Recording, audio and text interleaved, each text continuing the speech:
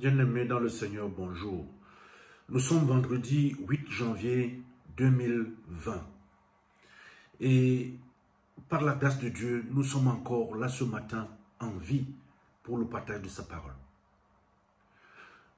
Le texte du livre de la Genèse, le chapitre 4, le verset 9, nous intéresse ce matin.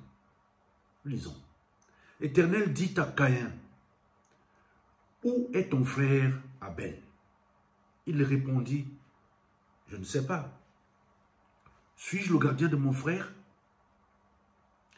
Bien-aimé dans le Seigneur, ce matin, l'Esprit m'a conduit à partager avec vous cet échange douloureux, triste, qui se déroule entre l'homme que Dieu a créé et Dieu lui-même.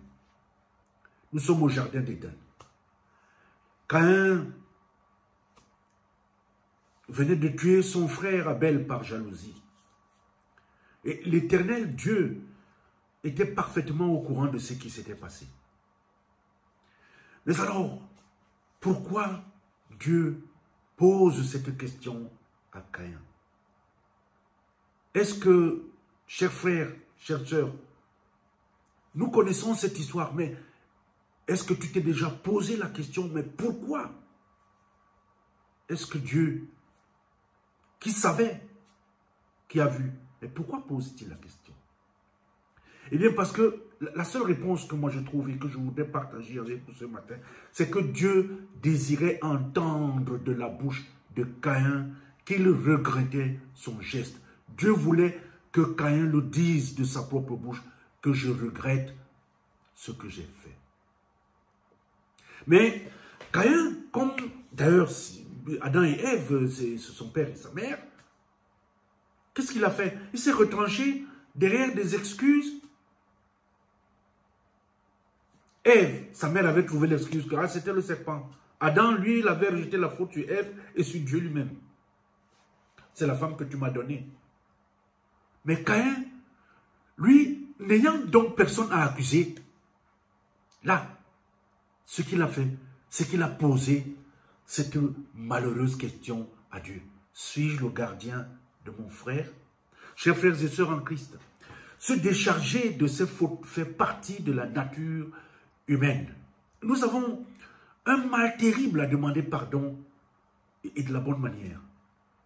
Quand il s'avère que nous avons déjà de sérieuses difficultés à dire « je m'excuse », mais dire « je te demande pardon, j'ai mal agi », je n'ai aucune excuse, ça devient une mission pratiquement impossible. Pourtant, relisons l'histoire du fils prodige, l'enfant prodige dans l'évangile de Luc au chapitre 15. C'est ce que lui il avait fait, bien-aimé dans le Seigneur. Si nous voulons bénéficier de la puissance du pardon, une puissance extraordinaire, nous devons parler et agir de la sorte nous-mêmes envers Dieu, mais aussi et surtout envers notre frère, notre sœur, notre prochain. C'est un gros mensonge que de croire que nous pouvons bénéficier de la puissance du pardon qui libère, alors que nous-mêmes, nous cherchons toujours des circonstances atténuantes, nous minimisons nos fautes et pire encore, nous voulons faire endosser aux autres les responsabilités de nos actes.